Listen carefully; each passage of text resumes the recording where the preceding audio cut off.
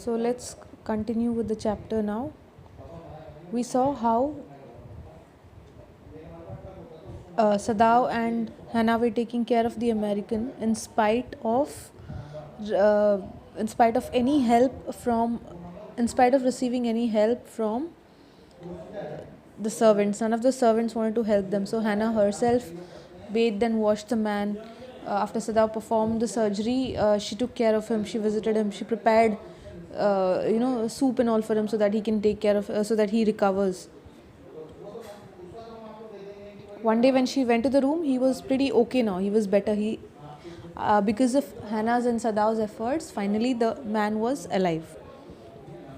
He could see that these two people had saved him, but he was scared. He didn't know the intentions of these two Japanese. So once when she went there, he tried to sit up and talk to her. One day, when Hannah went inside the room, she saw that the white man tried to get up and sit and talk to her. But she told him not to get up because he still did not have enough strength. Even Sadao advised him the same. Okay. Here there is a sentence which says that do not tell me anything about yourself until I ask you.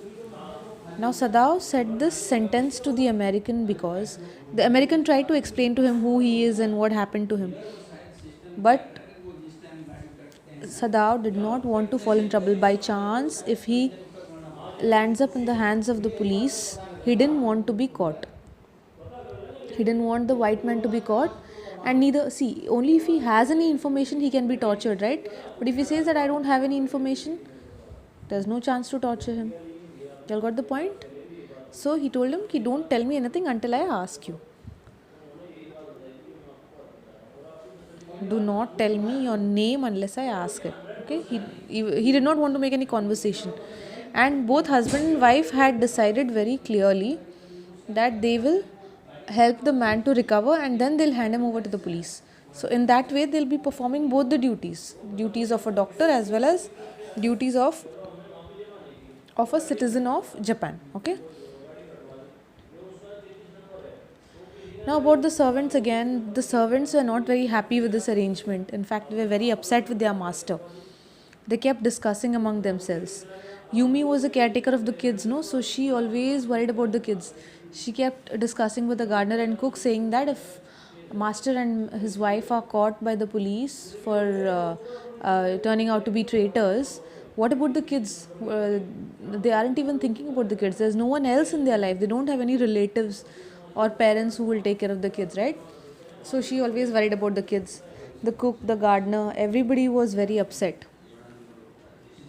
The cook very disrespectfully said that because the young master is very proud of his skills, no, he stayed in America, he's very proud, so he just wants to save any life, be it an enemy. Maybe he has developed some kind of, you can say, sympathy for Americans because he has studied in America. So all three were completely against their master helping the white man. Okay, you know it very well. What did the gardener say? The gardener said that nature herself tried to kill this man so many times. First he was hit by a bullet, he was shot by a bullet, and then even the sea tried to kill him and wound him with her rocks. But master and his wife are going against nature, so nature will take revenge. Yumi spoke about the kids. She was concerned about the kids. And the cook, like I told you, he said that because Sadao is so skilled, no, he's too proud of his skill, and that's why he's saving an enemy's life. Even though they did not show any kind of, it's not like they did not obey the orders of their master. They did everything whatever was told, but you could make out by their faces that they were angry with the master and his wife.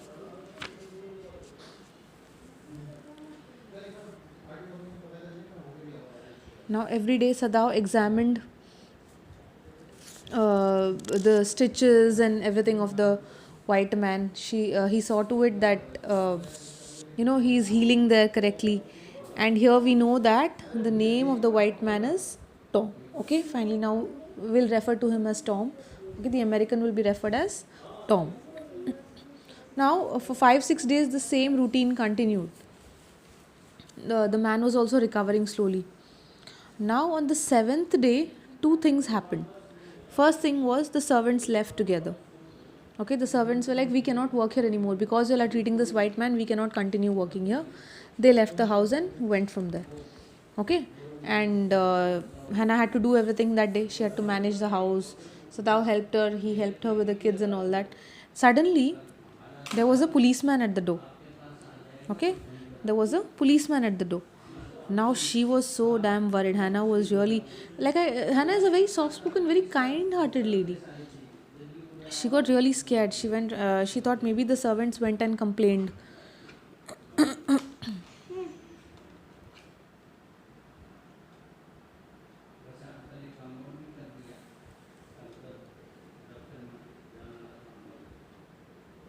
She thought the servants went and complained about them that they have housed a traitor in their place. So she was really scared. Okay, and Sada could see on her face the expression of fear, and that was like actually like you can see a deer. No, when a deer is almost about to get caught, that kind of fear. She came running and she informed Sada that there's a policeman there, a man in official uniform. Now Sada maintained his calm and he asked, and he realized that actually the police officer had come on orders of the General Takima, whom we have mentioned about previously. General Takima was again suffering from some heart ailment and he had called for Sadao. That is the reason he called for Sadao. He didn't know that he has housed a traitor. He has housed a white man. Okay, so Hannah was simply at all worried. But now Sadao decided that now when I go to meet the general, I have to get rid of this problem once and for all. If not for myself, for my wife's peace of mind. They had actually lost their peace of mind. They were helping that man, no doubt. And that man was recovering also. Very slowly, you could see that he would be able to walk a little bit, sit straight. But that tension and fear which both husband and wife had 24/7, they were not living in peace, they were living in fear 24/7. So Sada wanted to get rid of that once and for all.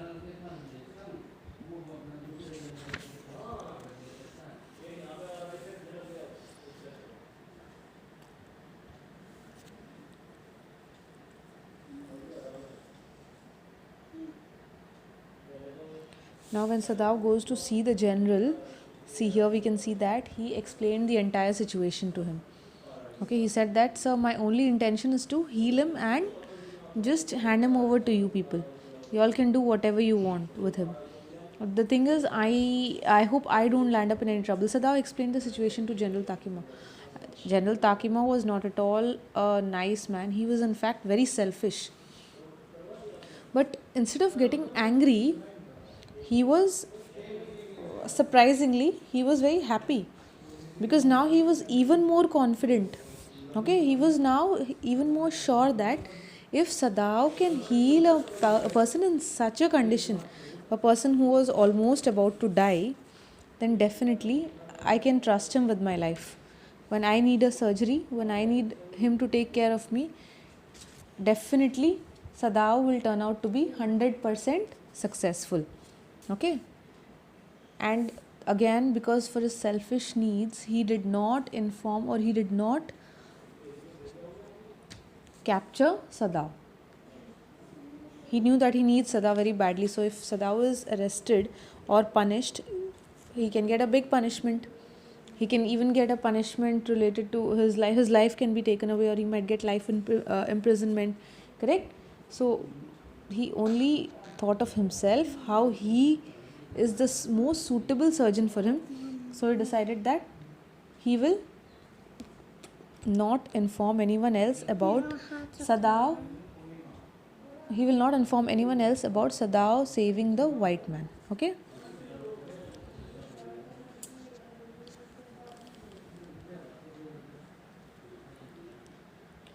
So now they both came up with in fact, actually, the general came up with the perfect solution where neither Sadao would be in trouble nor the general himself would have to face any kind of problem.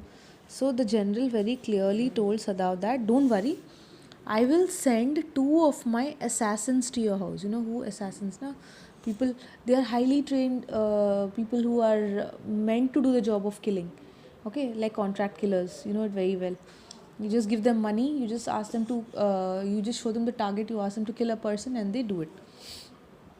So General Takima said that I will send you, I will send 2 of my assassins. Okay, you don't have to do anything.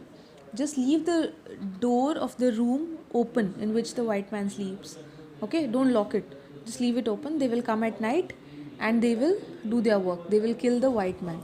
So neither you will be in trouble nor will I be in any kind of trouble. And the best part is, I will also dispose of the body. I will tell those 2 to dispose of the body so that you don't have to do anything in return. Now, Sadao obviously was not a murderer, was not a person who liked all this killing and all that. But for the sake of Hannah's peace of mind, for his family's sake, for his kids' sake, he decided to go ahead with the general's suggestion. But he decided that he will not tell Hannah anything about it, because again she would be really scared that assassins will be coming and killing the white man. She would not be able to sleep for the entire night. That's why he decided to keep it a secret from Hannah. He would only maybe make a some kind of reason, he would give her some kind of reason next day, like maybe the white man escaped or something like that. So he decided not to tell her anything.